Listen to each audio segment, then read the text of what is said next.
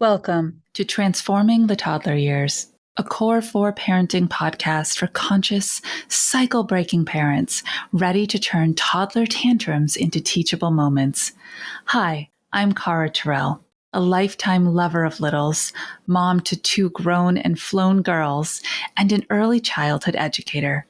Through the show, I teach you my collaborative parenting methodology for nurturing your little human's mind, body, and spirit.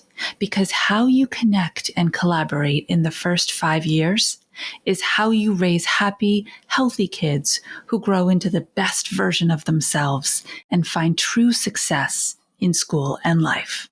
Welcome back to the show, everybody. Today we're talking about how to praise kids with purpose.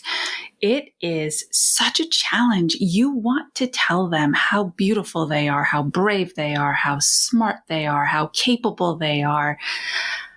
And yet, toddlers inherently are tiny little egotistical beings to begin with who live in their own little bubble of all about me.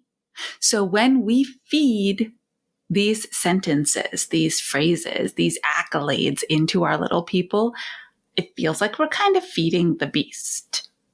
Let's dig into it. Because you want to be somebody who builds your little person's character. You want to be someone who fuels their inner knowledge of what they actually are capable of and that they can do. To quote Glennon Doyle, they can do hard things, right? This is what we want. However, the words we're using don't get us there. They actually back us into a corner in the end. So in my Transforming the Toddler Years course, when we tackle the language of little's place, I tell a story.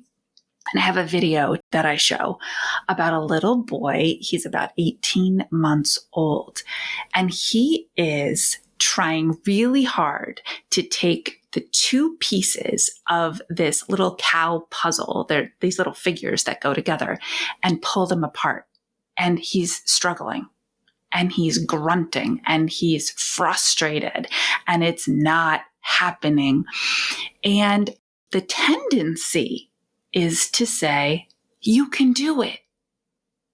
But what kids hear when we say, you can do it, is, I should be able to do it, but I'm not currently doing it, which means there's something wrong with me. Whew. How is such a positive cheerleader phrase interpreted in such a self-defining way? It's because we're not speaking to the action in that moment. You're speaking to their identity. When we say things like, you can do it, I know you can do it, you're speaking to their identity. And they interpret it to mean, I should be able to do this. And if I can't, then it's on me. What we want to do instead is speak to the effort. Do not speak to the identity. Speak to the effort. You are trying so hard. Do you hear the difference? Do you feel the difference? When you're struggling with something and somebody comes up to you, even as an adult, and says, you've got this. I know you can do it. They're trying to be super supportive, but does it feel that way to you? In that moment, you don't feel like you can. But if somebody came up to you and said, wow, you're trying really hard, you actually feel the validation that we originally intend with the other phrases, right? It's just crazy how when we take a couple words and we shift them, we're able to take away that identity building and put in instead that effort that this little human being is making. Now, when he successfully pulled those 2 pieces apart, again, the temptation, I am so proud of you. I knew you could do it. The tone in my voice sounds really, really good, right? We're cheerleading, we're celebrating. The words interpret differently. I knew you could do it. Well, it's about me. It's not about him. Did he know that he could get there? Did he believe intrinsically, internally? Did he have a motivation, a fire deep down in his tiny little 18-month-old belly to get those two pieces apart come heck or high water? Well, he did. I could see it in his face. I could see it in his hands. I could see it in his body. I could hear it in his voice. That's what we want to talk to. We don't want to make it about us. We want to make it about them. So turn those I am statements. I am so proud. I knew you could do it. Turn them into you are statements. Whoa. Just a pronoun swap?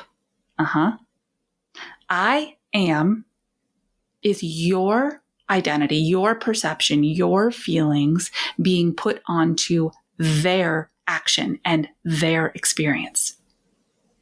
When you swap it to you are, you now have no choice but to finish that sentence with a reflection of the action that they took, right? And then a reflection of how they must feel. A curious inquisition to what is their identity boost they just got from that experience. You did it. You did it all by yourself. Add the action in there. You pulled apart those two pieces, and it was really hard work, and you did it all by yourself. You must feel so proud. You must feel so accomplished. Whew. How does that feel when you sit inside hearing and absorbing those words? Pretend you are on the receiving end of those.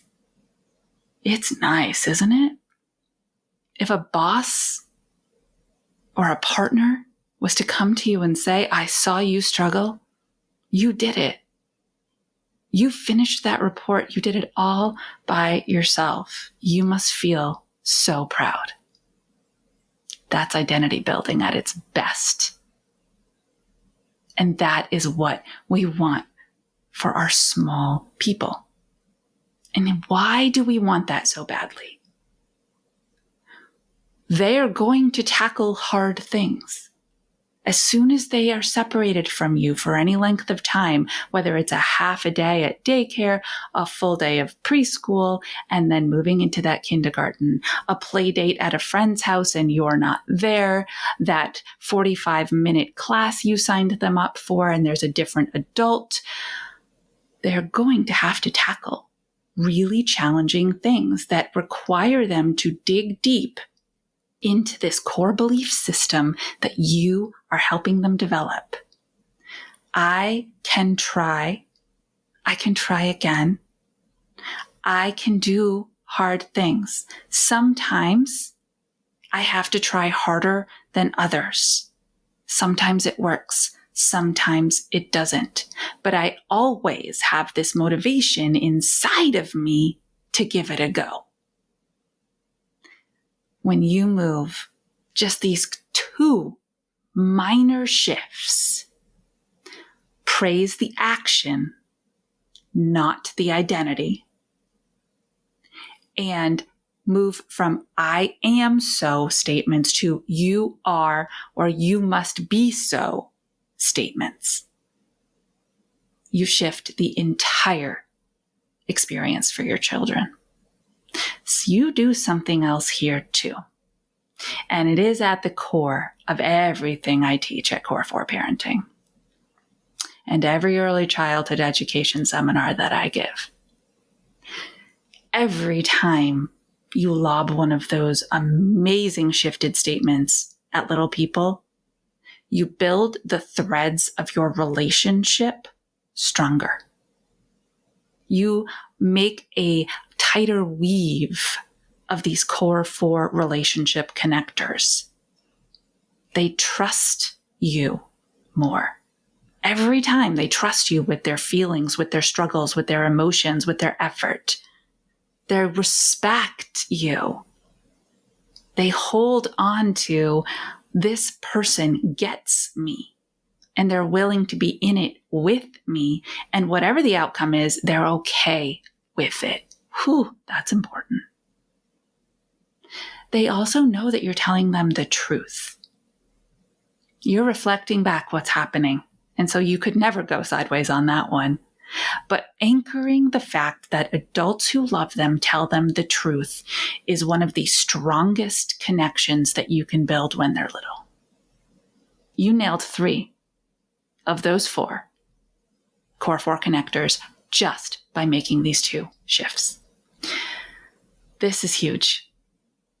And especially now, as we move into a world that is been completely shifted socially, the way we interact with others and our own sense of identity after COVID, I really, really want you, if you do nothing else, if you're not ready to take any more steps, to practice these 2 things when you watch kids do hard things.